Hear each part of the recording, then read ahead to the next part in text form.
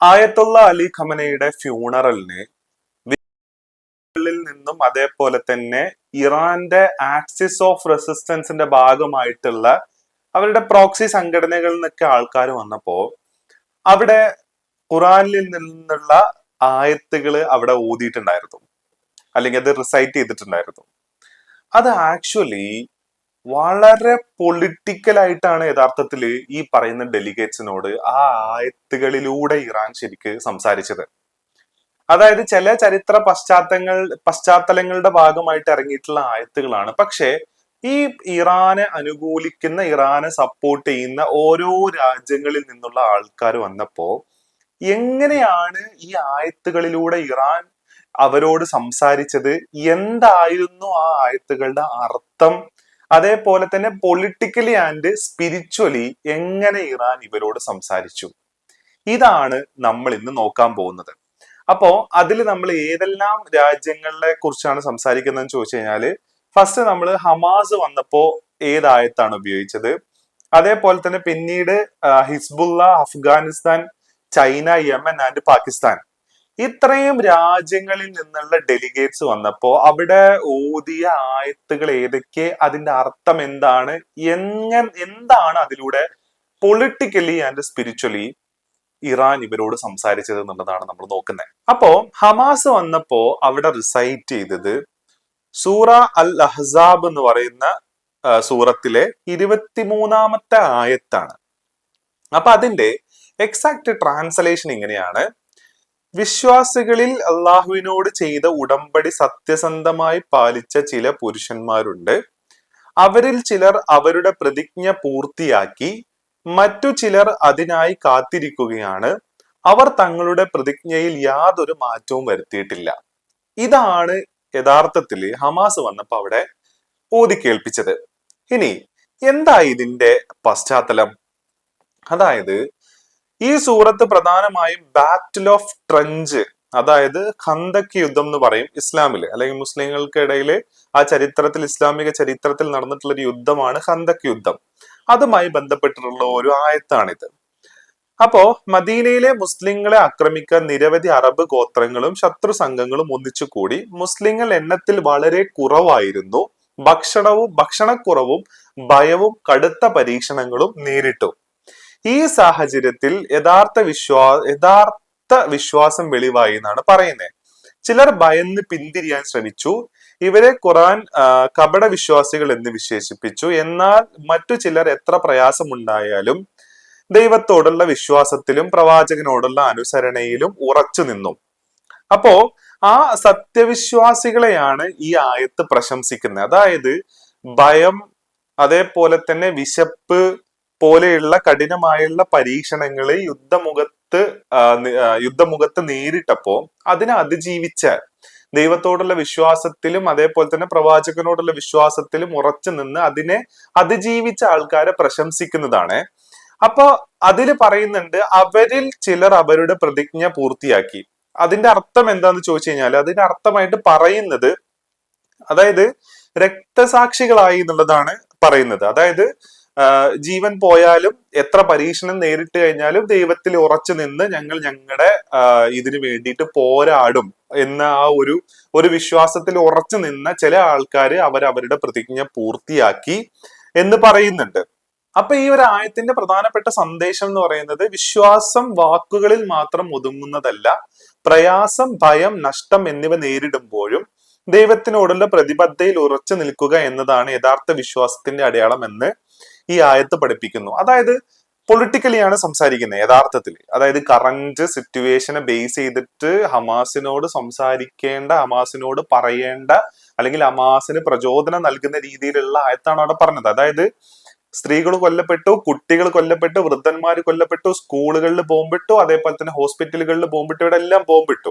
അപ്പോ ഭയപ്പെട്ട് നിങ്ങൾ നിൽക്കണ്ട. നിങ്ങൾക്ക് എത്ര നഷ്ടം വന്നു കഴിഞ്ഞാലും, നിങ്ങൾക്ക് ഭക്ഷണം ഇല്ലെങ്കിലും, നിങ്ങൾക്ക് പാർപ്പിടം ഇല്ലെങ്കിലും, നിങ്ങൾ നിങ്ങളുടെ ഇതിൽ ഉറച്ചു നിൽക്കുക. അത്തരം ആൾക്കാരാണ് വിജയിക്കുക എന്നുള്ള ഒരു കൈൻഡ് ഓഫ് ഒരു ഫീൽ. അതാണ് യഥാർത്ഥത്തിൽ ഹമാസിനോട് സംസാരിക്കുന്നത്. യഥാർത്ഥത്തില് ആക്സിസ് ഓഫ് റെസിസ്റ്റൻസിന്റെ ഭാഗമാണ് ഹമാസ് എന്ന് പറയുന്നത്. അപ്പോ അതിനെ കൺട്രോൾ ചെയ്യുന്ന, അല്ലെങ്കിൽ അതിനെ എല്ലാ സഹായവും കൊടുക്കുന്ന ഇറാൻ ഈ വചനമല്ലാതെ വേറെ ഏത് അവരോട് പറയും അവിടെ?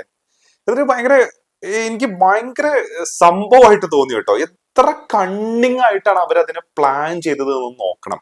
അതായത് ഏതെങ്കിലും ഒരു ഖുർആനിലെ ഒരു വാക്യം എടുത്ത് ഉപയോഗിക്കല്ല അവിടെ ചെയ്യുന്നത്. ഓർക്കസ്ട്രേറ്റ് ചെയ്യാണ്, പൊളിറ്റിക്കലി സ്പിരിച്വലി ഹമാസിനോട് അവിടെ സംസാരിക്കുകയാണ് ചെയ്യുന്നത്. ഭയം, ഭക്ഷണം, അതേപോലെ തന്നെ ഇങ്ങനത്തെ പല കാര്യങ്ങൾ കൊണ്ട് നിങ്ങൾ പരീക്ഷണം നേരിട്ട് കഴിഞ്ഞാലും ദൈവത്തിനോടുള്ള പ്രതിബദ്ധതയിൽ നിങ്ങൾ ഉറച്ചു നിൽക്കുക. നിങ്ങൾ നിങ്ങളുടെ ആ ഒരു എന്താ പറയാ, നിങ്ങൾ ആ ഒരു ലക്ഷ്യവുമായിട്ട് മുന്നോട്ട് പോവുക എന്നുള്ള നിലയ്ക്കാണ് അവിടെ ഹമാസിനോട് സംസാരിക്കുന്നത് എന്നുള്ളതാണ്. എന്താല്ലേ എത്ര കണ്ണിങ് ആയിട്ടാണ് അതിനെ ഓർക്കസ്ട്രേറ്റ് ചെയ്യുന്നത് എന്നുള്ളതാണ്. ഇനി ഹിസ്ബുള്ളയുടെ ആൾക്കാർ വന്നപ്പോ അവരോട് സംസാരിച്ചത്, അല്ലെങ്കിൽ അവർ വന്നപ്പോ അവിടെ റിസൈറ്റ് ചെയ്തിട്ടുള്ള വാക്യം എന്ന് പറയുന്നത് സൂറ ആലിമ്രാനിലെ 139 ആയത്താണ്. അതായത് അതിന്റെ അർത്ഥം എന്ന് പറയുന്നത്, നിങ്ങൾ തളർന്നു പോകരുത്, ദുഃഖിക്കരുത്, നിങ്ങൾ യഥാർത്ഥ വിശ്വാസികളാണെങ്കിൽ നിങ്ങൾ തന്നെ ആയിരിക്കും ഉയർന്നു നിൽക്കുന്നത്. അപ്പൊ ഇതാണ് ആ ആയത്തിൽ പറയുന്നത്. അപ്പൊ എന്താണ് അതിന്റെ പശ്ചാത്തലം, അത് നമുക്ക് നോക്കാം. അപ്പൊ ആയത്ത് ബ്ലൈൻഡ് ആയിട്ട് വായിച്ചു പോകേണ്ട, അതിന്റെ പശ്ചാത്തലം നോക്കുമ്പോഴാണ് എങ്ങനെയാണ്, ഏത് വിധത്തിലാണ് പൊളിറ്റിക്കലി ആൻഡ് സ്പിരിച്വലി ഹിസ്ബുള്ളയോട് സംസാരിക്കുന്നത് എന്നുള്ളതാണ്. അതായത് പറയുന്നത് എന്താണ്, നിങ്ങൾ തളർന്നു പോകരുത്, ദുഃഖിക്കരുത്, നിങ്ങൾ യഥാർത്ഥ വിശ്വാസികളാണെങ്കിൽ നിങ്ങൾ തന്നെയായിരിക്കും ഉയർന്നു നിൽക്കുന്നത്. ഇത് എന്താണ് ദൈവം, അതായത് അള്ളാഹു ഈ പറയുന്ന എന്താ പറയാ പ്രവാചകനോട് പറയുന്നതാണ് യഥാർത്ഥത്തിൽ. അപ്പൊ അതിന്റെ ഒരു പശ്ചാത്തലം നമുക്ക് നോക്കാം. ഉഹുദ് യുദ്ധത്തിൽ, അതായത് ബദറിന് ശേഷമുള്ള യുദ്ധമാണ് ഉഹുദ് യുദ്ധം. ഉഹുദ് യുദ്ധത്തിന്റെ തുടക്കത്തിൽ മുസ്ലിങ്ങൾക്ക് മുൻതൂക്കം ലഭിച്ചിരുന്നു. എന്നാൽ പ്രവാചകൻ നിയോഗിച്ച ചില അമ്പെയ്ത്തുകാരിൽ ഒരു വിഭാഗം യുദ്ധം അവസാനിച്ചെന്ന് കരുതി തങ്ങളുടെ സ്ഥാനം വിട്ടു. അതോടെ ശത്രുസേന പിന്നിൽ നിന്ന് ആക്രമിക്കുകയും യുദ്ധത്തിന്റെ ഗതി മാറുകയും ചെയ്തു. ഏകദേശം 70ഓളം മുസ്ലിങ്ങൾ രക്തസാക്ഷിയായി എന്നാണ് പറയുന്നത്. അതിനുശേഷം മുസ്ലിങ്ങൾക്ക് വലിയ രീതിയിലുള്ള മാനസിക വിഷമം ഉണ്ടായി എന്നുള്ളതാണ് പറയുന്നത്. അപ്പൊ നിങ്ങൾ നോക്കണം, യഥാർത്ഥത്തില് ഇവിടെ ഹിസ്ബുള്ള യഥാർത്ഥത്തിൽ ഇസ്രായേലുമായിട്ട് യുദ്ധത്തിലാണ്. നമുക്കറിയാം അവർക്ക് പലതരത്തിലുള്ള എന്താ പറയാ അടി കിട്ടുന്നുണ്ട്, പലതരത്തിലും അവർ തളർന്നു പോകുന്നുണ്ട്. ഇവൻതോ ഈ പറയുന്ന FPV ഡ്രോണുകളൊക്കെ ഉപയോഗിക്കുന്നുണ്ടെന്നുണ്ടെങ്കിലും ഇസ്രായേൽ എന്ന് പറയുന്ന ജൈജാന്റിക് ആയിട്ടുള്ള ഒരു ആർമിനോട് എത്രത്തോളം അത് യൂസ്ഫുൾ ആണെന്ന് ചോദിച്ചു കഴിഞ്ഞാല് റെസിസ്റ്റ് ചെയ്യാൻ പറ്റുന്നുണ്ട് എന്നുള്ളതേ പറയാൻ പറ്റത്തുള്ളൂ. അപ്പൊ അവരോട് ഇറാൻ പറയുകയാണ്, ഈ ഫ്യൂണറിൽ വരുന്ന ഇറാൻ പറയുകയാണ്, നിങ്ങൾ, അതായത് ഇറാൻ പറയുന്നത് ഡയറക്റ്റ് ആയിട്ട് പറയല്ല, ദൈവം ഖുറാനിലൂടെ പറഞ്ഞൊരു കാര്യം ഇറാൻ അവിടെ അവരെടുത്ത് സൂചിപ്പിക്കുകയാണ് ചെയ്യുന്നത്. നിങ്ങൾ തളർന്നു പോകരുത്, ദുഃഖിക്കരുത്, നിങ്ങൾ യഥാർത്ഥ വിശ്വാസികളാണെങ്കിൽ നിങ്ങൾ തന്നെ ആയിരിക്കും വിജയിക്കുക എന്നുള്ളതാണ്. അതായത് നിങ്ങൾക്കിപ്പോ ശത്രു സൈന്യം പുറകിൽ നിന്ന് വന്ന് നിങ്ങളെ ആക്രമിച്ചിട്ടുണ്ട്, നിങ്ങളിൽ കൂടുതൽ പേര് കൊല്ലപ്പെട്ടിട്ടുണ്ട്, യുദ്ധത്തിന്റെ ഗതി മാറിയിട്ടുണ്ട്, പക്ഷെ നിങ്ങൾ തളർന്നു പോകരുത് എന്ന് ഈ മുസ്ലിങ്ങൾക്ക് ഒരു വിഷമം ഉണ്ടായ സമയത്ത് ദൈവം പറയുകയാണ് അവിടെ, നിങ്ങൾ തളർന്നു പോകരുത്, നിങ്ങൾ തന്നെയായിരിക്കും വിജയിക്കുന്നത് എന്നാണ് പറയുന്നത്. അതായത് ഒരു പരാജയം വന്നതുകൊണ്ട് നിരാശരാകരുത്, താൽക്കാലിക തിരിച്ചടികൾ നിങ്ങളെ തകർക്കാൻ അനുവദിക്കരുത്, വിശ്വാസത്തിലും സത്യത്തിലും ഉറച്ചു നിൽക്കുകയാണെങ്കിൽ അവസാന വിജയം നിങ്ങൾക്ക് തന്നെയായിരിക്കും. എത്ര ബ്യൂട്ടിഫുൾ ആയിട്ടാണ് സംസാരിക്കുന്നത് നോക്കിയേ. പൊളിറ്റിക്കലി ആക്സിസ് ഓഫ് റെസിസ്റ്റൻസിലെ ഒരു മിലിറ്റന്റ് ഗ്രൂപ്പുമായിട്ട് ഇറാൻ അവിടെ സംസാരിക്കുക, പൊളിറ്റിക്കലി സംസാരിക്കുക ഇറാൻ. അതായത് ഈ ഖുറാനിക വചനങ്ങൾ ഉപയോഗിച്ചിട്ട് പൊളിറ്റിക്കലി ആണ് സംസാരിക്കുന്നത്, പിന്നെ സ്പിരിച്വലിയും കൂടെ സംസാരിക്കുന്നു. അപ്പോ ഓർക്കസ്ട്രേറ്റ് ചെയ്യുക, പക്ക പ്രീ പ്ലാൻഡ്. അതായത് ഏത് വചനം ആരോട് എപ്പോ എങ്ങനെ പറയണം എന്നുള്ളത് പ്രീ പ്ലാൻഡ് ആയിട്ട് അവിടെ അതിനെ ഓർക്കസ്ട്രേറ്റ് ചെയ്തു എന്നുള്ളതാണ്. ഇവിടെ നിങ്ങളാണ് ഉയർന്നു നിൽക്കുന്നത് എന്നത് എല്ലാ യുദ്ധത്തിലും ഉടൻ വിജയിക്കും എന്ന വാഗ്ദാനമല്ല, മറിച്ച് സത്യത്തിലും ധാർമ്മികതയിലും ഉറച്ചു നിൽക്കുന്ന വിശ്വാസികൾക്ക് അവസാനം ദൈവത്തിന്റെ സഹായവും ഉയർച്ചയും ലഭിക്കുമെന്ന പ്രത്യാശയാണ് കൊടുക്കുന്നതെന്നുള്ളതാണ്. അപ്പോ ഹിസ്ബുള്ളയോട് സംസാരിച്ചത് അതാണ്, നിങ്ങൾക്ക് തിരിച്ചടികൾ ഉണ്ടാവും, നിങ്ങൾ വിചാരിക്കാത്ത രീതിയിൽ നിങ്ങൾക്ക് അടികൾ കിട്ടിക്കൊണ്ടിരിക്കും, യുദ്ധത്തിന്റെ ഗതി ചിലപ്പോൾ മാറിപ്പോവും, പക്ഷേ നിങ്ങൾ ഉറച്ചു നിൽക്കുകയാണെങ്കിൽ നിങ്ങൾ തന്നെയായിരിക്കും വിജയിക്കുക എന്നുള്ളതാണ് അവിടെ പറയുന്നതെന്നുള്ളതാണ്. ഇനി അടുത്തതായിട്ട് ഇറാന്റെ ആക്സിസ് ഓഫ് റെസിസ്റ്റൻസിൽ വരുന്ന വേറൊരു ടീമാണ് ഈ പറയുന്ന ഹൂത്തികൾ എന്ന് പറയുന്നത്, യമനിലെ ഹൂത്തികൾ. അപ്പൊ ഹൂത്തികൾ വന്നപ്പോ ഏത് ആയത്താണ് അവിടെ ഉപയോഗിച്ചെന്നുള്ളത് നമുക്ക് നോക്കാം. ഹൂത്തികൾ വന്നപ്പോ അവിടെ ഉപയോഗിച്ചിട്ടുള്ള ആയത്ത് എന്ന് പറയുന്നത് ആൽ ഇമ്രാനിലെ 146 ആയത്താണ് അവിടെ ഉപയോഗിച്ചിരിക്കുന്നത്. അപ്പോ അതിന്റെ ഒരു മലയാള അർത്ഥം എന്ന് പറയുന്നത്, എത്രയോ പ്രവാചകന്മാരോടൊപ്പം അനേകം ദൈവഭക്തരായ ആളുകൾ യുദ്ധം ചെയ്തിട്ടുണ്ട്. അള്ളാഹുവിന്റെ മാർഗത്തിൽ അവർക്ക് വന്ന കഷ്ടതകൾ കാരണം അവർ തളർന്നില്ല, ദുർബലരായില്ല, കീഴടങ്ങിയില്ല. അള്ളാഹു ക്ഷമയുള്ളവരെ സ്നേഹിക്കുന്നു.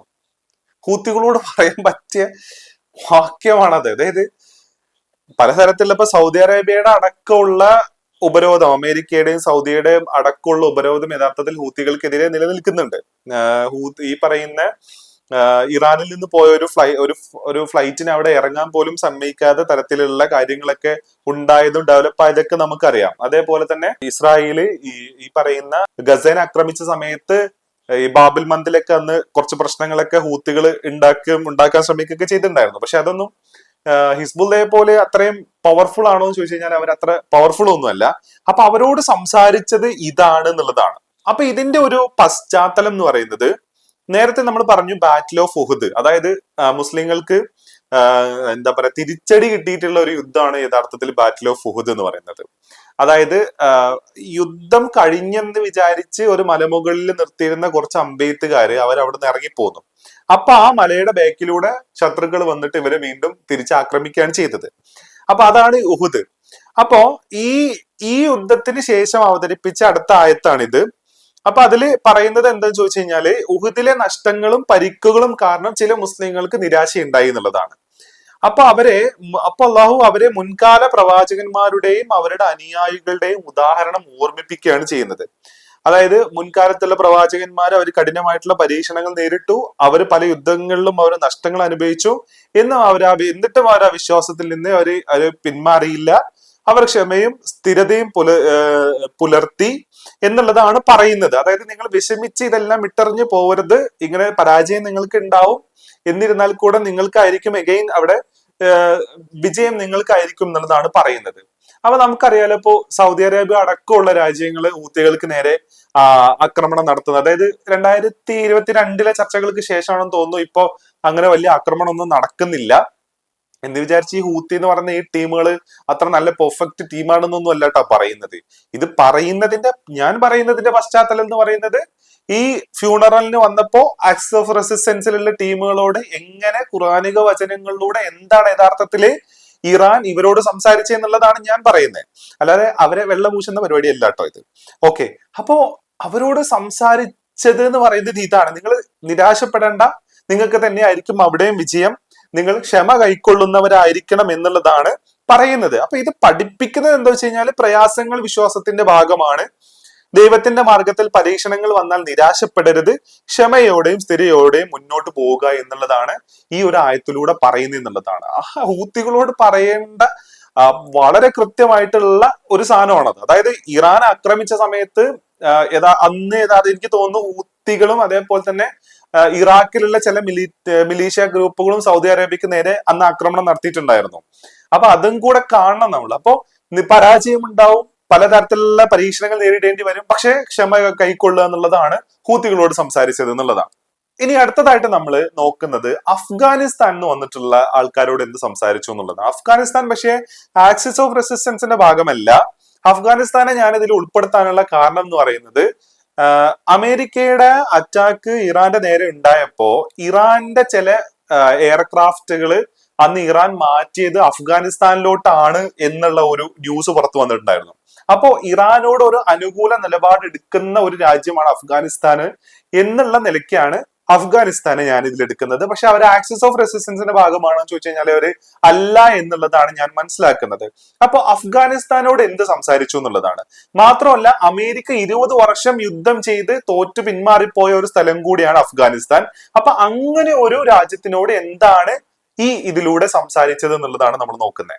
അതിന്റെ അവിടെ ഓതിയിട്ടുള്ള ആയത്തിന്റെ അർത്ഥമാണ്: അള്ളാഹുവിന്റെ മാർഗത്തിൽ കൊല്ലപ്പെട്ടവരെ നിങ്ങൾ മരിച്ചവരായി കരുതരുത്, അല്ല, അവർ ജീവിച്ചിരിക്കുന്നു, അവരുടെ രക്ഷിതാവിന്റെ സന്നിധിയിൽ അവർക്ക് ഉപജീവനം നൽകപ്പെടുന്നു. ഇതാണ് പറയുന്നത്. അതായത് മരിച്ചവരെ എന്താ പറയാ, കൊല്ലപ്പെട്ടവരായി നിങ്ങൾ അല്ലെങ്കിൽ കൊല്ലപ്പെട്ടവരെ നിങ്ങൾ മരിച്ചവരായി കരുതരുത്, അവരിൽ നിന്ന് ജീവിക്കുന്ന ആൾക്കാരെന്ന് പറയുന്നത്. അതായത് അഫ്ഗാനിസ്ഥാനോട് പറയാൻ പറ്റിയ സാധനമാണത്. അതായത് അമേരിക്കയുമായിട്ടുള്ള വാറിൽ ഒരുപാട് ഈ പറയുന്ന അഫ്ഗാനികളും അതേപോലെ തന്നെ ഇപ്പോഴുള്ള ഈ പറയുന്ന താലിബാൻ ആ ടീമിന്റെ ഭാഗമായിട്ടുള്ള കുറെ ആൾക്കാർ കൊല്ലപ്പെട്ടിട്ടുണ്ട്.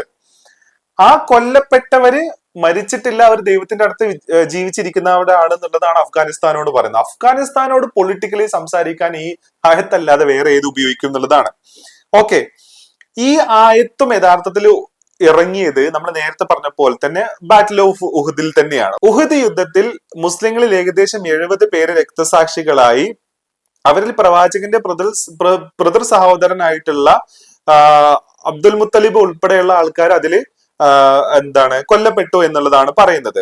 അപ്പൊ അവരുടെ കുടുംബങ്ങളും മുസ്ലിം സമൂഹവും വലിയ ദുഃഖത്തിലായിരുന്നു. അപ്പോൾ അള്ളാഹു ഈ ആയത്തിലൂടെ ഒരു വലിയ ആശ്വാസ വാർത്ത നൽകി. അള്ളാഹുവിന്റെ മാർഗത്തിൽ ജീവൻ ത്യജിച്ചവർ യഥാർത്ഥത്തിൽ നശിച്ചു പോയിട്ടില്ല. അവർ ദൈവത്തിന്റെ സന്നിധിയിൽ പ്രത്യേക ജീവിതത്തിലാണ്. അവർക്ക് ദൈവം ഉപജീവനവും ബഹുമാനവും നൽകുന്നു എന്നുള്ളതാണ് ഇതിൽ പറയുന്നത്. അതായത് ആയത്തുള്ള അലി ഖമനയി ഇതുപോലെ തന്നെ ഒരു യുദ്ധത്തിൽ കൊല്ലപ്പെട്ടു. ആയത്തുള്ള അലി ഖമനയി കൊല്ലപ്പെട്ടവരായി അല്ലെങ്കിൽ മരിച്ചവരായി കണക്കാക്കാൻ പാടില്ല, മരിച്ച ഒരാളായിട്ട് കണക്കാക്കരുത്. അവർ അങ്ങേര് ദൈവത്തിന്റെ അടുത്ത് ജീവിച്ചിരിക്കുന്ന ആള് ആ ഒരു ഐഡിയയും കൂടെ പറയുന്നുണ്ട്. അതല്ലാതെ ഈ അമേരിക്ക 20 വർഷം യുദ്ധം ചെയ്തപ്പോ, അഫ്ഗാനിസ്ഥാനിൽ യുദ്ധം ചെയ്തപ്പോ അവിടെ മരിച്ചു പോയ ആൾക്കാർക്കുള്ള ഒരു ട്രിബ്യൂട്ട് എന്നുള്ള നിലയ്ക്കും കൂടിയാണ് അഫ്ഗാനിസ്ഥാനോട് ഈ ഒരു കാര്യം സംസാരിക്കുന്നേ എന്നുള്ളതാണ്. അപ്പോ വളരെ പൊളിറ്റിക്കലായിട്ട് അഫ്ഗാനിസ്ഥാനോട് എന്താണോ പറയേണ്ടത് എന്നുള്ളത് വളരെ ഓർക്കസ്ട്രേറ്റഡ് ആയിട്ട് ഇറാൻ സംസാരിക്കുന്നു എന്നുള്ളതാണ്. അടുത്തതായിട്ട് നമ്മൾ നോക്കുന്നത് ചൈനയാണ്. ചൈനയും ആക്സിസ് ഓഫ് റെസിസ്റ്റൻസിന്റെ ഭാഗമല്ല. പക്ഷെ ഈ യുദ്ധത്തിന്റെ സമയത്ത് ഈ പറയുന്ന ഉപഗ്രഹ ചിത്രങ്ങൾ അടക്കം കൈമാറിയിട്ട് ഇറാനെ സഹായിച്ചവരാണ് യഥാർത്ഥത്തിൽ ചൈന. അപ്പൊ അങ്ങനെ ഒരു പശ്ചാത്തലത്തിൽ ചൈനയിൽ നിന്ന് ആൾക്കാർ വന്നപ്പോ അവരോട് എന്താണ് സംസാരിച്ച് ഏത് സൂറത്താണ് അവിടെ ഓതിയത് എന്നുള്ളതാണ് നമ്മൾ നോക്കുന്നത്. അപ്പൊ ചൈനയിൽ നിന്നുള്ള ആൾക്കാർ വന്നപ്പോ സംസാരിച്ചതാണ്, അള്ളാഹു മലക്കുകളുടെ സഹായം നിങ്ങൾക്ക് ഒരു സന്തോഷ വാർത്തയായും നിങ്ങളുടെ ഹൃദയങ്ങൾക്ക് സമാധാനം ലഭിക്കാനുമായിട്ടാണ് നൽകിയത്. വിജയം അള്ളാഹുവിൽ നിന്നല്ലാതെ മറ്റാരിൽ നിന്നുമല്ല. തീർച്ചയായും അള്ളാഹു പ്രതാപവാനും യുക്തിമാനുമാകുന്നു. ചൈനയോട് സംസാരിക്കാൻ പറ്റുന്നത് ഇതല്ലാതെ വേറെ എന്താണ് ഇവർക്ക് ഖുർആനിലൂടെ എന്നുള്ളതാണ്. അതായത് ഈ ബദർ യുദ്ധം നടക്കുന്ന സമയത്ത് 313 പേരാണ് അതില് മുസ്ലിങ്ങൾ ഉണ്ടായിരുന്നത്. ഏകദേശം 1000-ഓളം പേര് ഈ പറയുന്ന ശത്രു സൈന്യം ഉണ്ടായിരുന്നു.